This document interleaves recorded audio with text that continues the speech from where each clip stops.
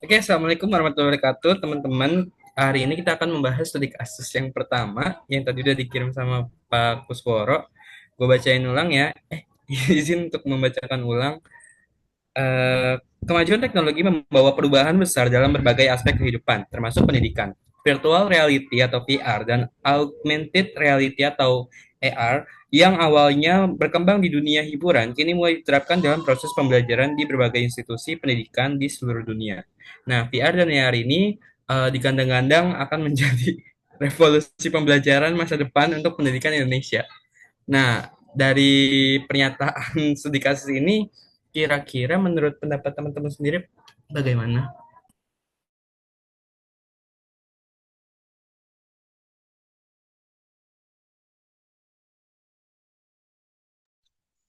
Mungkin dari gua aja kali ya, duluan ya.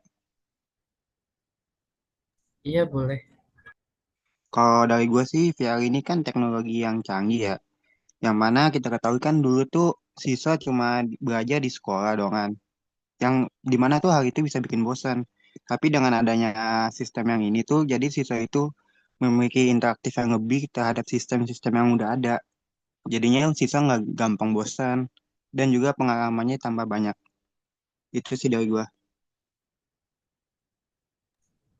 Ya, mungkin dari saya sedikit menambahkan poin dari Faiz. Benar apa kata Faiz, jadi kan VR dan AR ini adalah teknologi yang memang memungkinkan kita mengimplementasikan pembelajaran menjadi lebih interaktif. Tadi juga udah dijelasin sama Pak Kusworo. Kalau misalnya nanti kita mungkin di tahun 2030 bisa menggunakan VR, nanti kunjungan industri kita nggak perlu langsung ke industrinya, tapi bisa hanya menggunakan VR, bisa langsung interaktif, walaupun tak harus di tempatnya gitu. Nah, tapi yang perlu menjadi sorotan adalah tadi seperti yang di studi kasus katakan kalau misalnya VR dan AR ini adalah awalnya teknologi yang memang hiburan gitu untuk hiburan sehingga perlu dari peran dari guru untuk apa yang namanya ya untuk pertama dari dia sendiri paham akan literasi digital penggunaan VR dan AR ini mulai dari penggunaannya, etika penggunaannya dan lain-lain dan nanti di apa namanya literasi digital ini diberikan pemahaman yang baik untuk siswanya, implementasinya agar tidak terjadi pelanggaran etika atau juga kesalahan kesalahan dalam pengimplementasiannya sih. Mungkin itu. Oke. Selain berpendapat, mungkin boleh kita saling tanya jawab ya. Boleh langsung aja yang tadi Resen duluan, Fatia. Eh, sorry, sebenarnya bukan mau nanya sih, cuman lebih ke mengutarakan pendapat aja karena kan di sini konteksnya kita saling berdiskusi ya. Jadi sebelumnya eh, apa ya? Gue bakal ngejelasin mengenai sederhananya dari studi kasus ini. Jadi awalnya teknologi AR atau augmented reality atau VR, virtual reality itu kan awalnya dipakai untuk bermain game ya sebagai hiburan, bener tadi yang seperti Ardi bilang, cuman kalau misalkan kita menerapkan teknologi ini ke bidang pendidikan itu tentunya bakalan ada kelebihan dan kekurangannya masing-masing. Yang pertama untuk kelebihannya itu sendiri eh, ter- tentu tentu saja kita tuh bisa dapat mengaplikasikan pendidikan itu lebih maju ya karena selama ini yang kita tahu kalau misalkan kita belajar di sekolah itu kan apa ya stigmanya itu belajar itu membosankan. Tapi dengan adanya teknologi VR dan AR ini bisa aja membuat stigma sosial mengenai belajar tersebut tuh tergantikan karena VR dan AR ini bisa apa ya membuat pembelajaran lebih mengasyikkan gitu kan karena kan dasarnya juga eh, teknologi ini awalnya dipakai untuk hiburan gitu bermain game dan kalau misalkan kita menerapkan teknologi ini kita bisa belajar sambil bermain gitu. Jadi stigma sosial yang belajar membosankan itu bisa keganti jadi belajar itu mengasyikkan. Nah, cuman minusnya sebenarnya hampir sama kayak yang Ardi bilang tadi karena VR dan AR ini basicnya itu hiburan, sebenarnya konteksnya hampir sama kayak media sosial gitu. Media sosial itu awalnya kan dipakai untuk sebagai hiburan ya, entertainer, untuk mencari hiburan di dalam komunikasi, berkomunikasi dengan yang lain, dan mencari hiburan-hiburan lainnya gitu, mengenai tren-tren yang sedang viral. Nah, dengan basic teknologi hiburan tersebut, kita juga harus apa ya, meningkatkan literasi digital sebelum menerapkan teknologi ini ke bidang pendidikan. Karena basicnya itu di hiburan, takutnya kalau misalkan kita nggak punya literasi digital mengenai teknologi, takutnya kita malah apa namanya, keasikan bermain gitu sehingga lupa mengenai belajarnya itu sendiri, sama kayak medsos. Kalau misalkan kita nggak memfilter informasi yang ada di medsos itu kan kita bisa aja termakan berita hoax ya, sama juga kayak VR dan AR ini kita bisa terbawa arus mengikuti hiburan yang ada di dalamnya sehingga melupakan pembelajaran itu sendiri. Itu aja sih kalau dari gue. Mungkin yang lain bisa menambahkan atau mau menyanggah juga. Oke, terima kasih banyak Fatia atas pendapatnya. Mungkin mau note sedikit ya buat teman-teman yang tadi udah menyampaikan pendapatnya, boleh dibantu untuk dicatat kembali melalui kolom chat ataupun ya boleh lewat chat aja untuk dibikin apa namanya notula gitu. Kan tadi diminta juga. Oke, boleh selanjutnya kalau ada yang mau berpendapat tadi Zidan Raisen.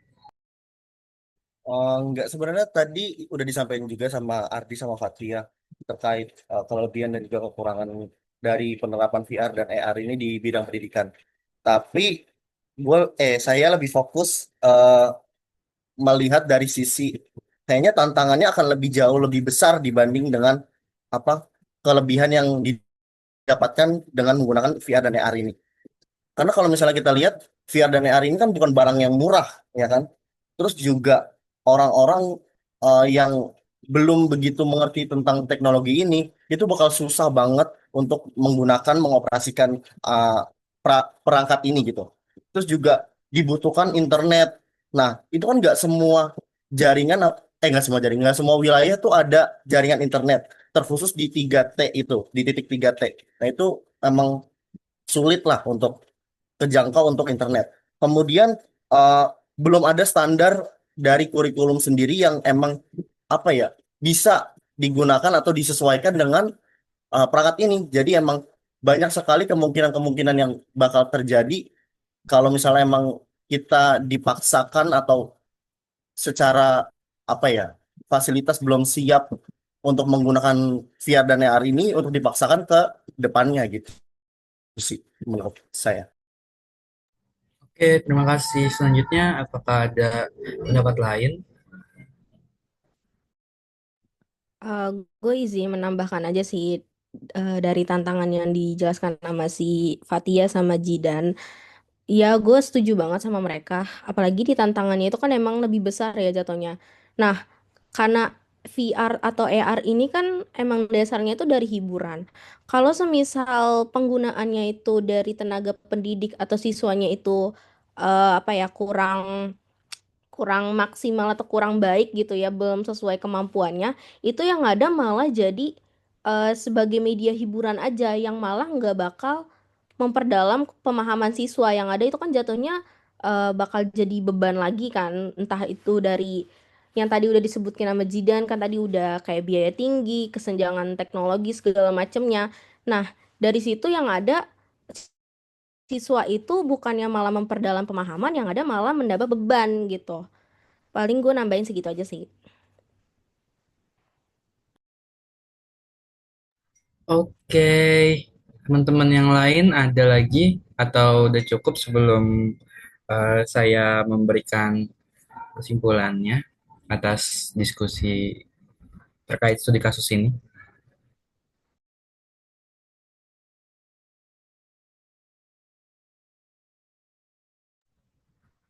Oke, sepertinya nggak ada ya teman-teman ya. Dan kurang lebih, oh boleh boleh April boleh, sorry. boleh boleh boleh. Tadi menanggapi sedikit aja dari Dila. Benar tadi kata Dila soal hiburan ini takutnya apa perangkat ini bukan digunakan untuk belajar tapi terdistraksi untuk hal-hal yang justru malah apa namanya tidak fokus untuk belajar yaitu hiburan. Nah, mungkin ini menjadi PR untuk tenaga pendidik yang mana kesiapan atas adaptasi dari tenaga pendidik itu juga harus lebih siap sehingga tenaga pendidik ini dapat mengubah perangkat VR AR ini yang tadinya jadi hiburan menjadi pembelajaran yang menghibur juga gitu. Jadi nggak hanya sebatas teknologi yang untuk belajar, tapi juga untuk belajar yang menghibur. Contohnya misalnya kayak kita bisa apa namanya mengadaptasi VR dan AR ini menjadi sebuah game, tapi game yang di apa ya direlevansikan dengan pembelajaran yang akan dipelajari oleh siswanya gitu sehingga eh, distraksi-distraksi hiburannya ini bisa menjadi apa namanya menjadi advantage juga buat proses pembelajaran gitu agar tidak membosankan dan tidak terdistraksi untuk melakukan hal-hal lain di perangkat ini gitu. Oke, terima kasih. Gue mau ini, tadi ngomong saya, sekarang gue maaf ya. Tadi mau mastiin aja sih, virtual reality itu yang kita pakai ini kan, yang apa tuh, kayak gitu bener nggak? Iya kan? Gitu. Jadi kayak uh, di sekolah menyediakan alat itu untuk menjadikan bahan ajar gitu kan. Oke, jadi mungkin gue langsung kasih kesimpulan aja ya teman-teman ya dari diskusi kita ini terkait VR dan AR yang digadang-gadang akan menjadi revolusi pembelajaran masa depan untuk pendidikan Indonesia itu. eh Sebenarnya sebagai kaum revolusioner kita tentu pasti setuju untuk menerima kemajuan teknologi yang ada ya, apalagi di bidang pendidikan. Kalau emang itu bisa berpotensi untuk meningkatkan dan memberantas stigma-stigma buruk terkait pembelajaran yang ada di sekolah sehingga membuat pembelajaran itu jauh lebih efektif dan efisien, tentu kita akan menerimanya dengan baik. Salah satunya adalah dengan adanya VR dan AR ini yang akan diterapkan di pendidikan Indonesia gitu nantinya. Tapi dari diskusi yang udah didapetin itu, ada beberapa hal yang perlu di notes atau dipahami kembali sebelum VR dan AR ini benar-benar dijadikan sesuatu yang dimasukkan ke dalam pembelajaran sehari-hari di sekolah. Seperti yang pertama, dari pengadaan fasilitasnya terlebih dahulu. Karena kan yang kita tahu VR dan AR ini adalah teknologi terbaru dan maju, sehingga harganya pun tidak terbilang cukup mahal gitu kan, sehingga sulit untuk diterapkan di seluruh Indonesia. Terus dari segi sumber daya manusianya sendiri dari pihak guru-gurunya itu kita perlu buat apa ya memastikan tiap-tiap guru paham untuk menggunakannya sehingga nanti tidak ada penyelewengan terhadap murid-murid sendiri ketika melakukan pembelajaran menggunakan VR dan AR ini sehingga nantinya esensi dari pembelajaran itu pun tidak hilang karena kan tadinya kita berusaha buat menggunakan VR dan AR ini untuk menghilangkan apa namanya rasa malas gitu kepada siswa dan memberikan suasana baru gitu kan. Tapi ketika disalahgunakan maka itu akan menghilangkan esensi dari pembelajarannya itu sendiri. Jadi kesimpulannya adalah VR dan AR ini sebenarnya bisa untuk diterapkan di Indonesia, tapi harus diperhatikan beberapa hal sebelum benar-benar diterapkan seperti sumber daya manusianya yang mumpuni dan juga fasilitas yang terjamin gitu. Bener nggak? Boleh dikoreksi teman-teman kalau misalnya ada yang salah ataupun kurang boleh tambahin aja. Oke, oke, mungkin cukup sekian diskusi kita hari ini. Kurang lebihnya mohon maaf. Terima kasih teman-teman semuanya yang sudah aktif. Wabillahi taufiq wal hidayah. Wassalamualaikum warahmatullahi wabarakatuh. Waalaikumsalam.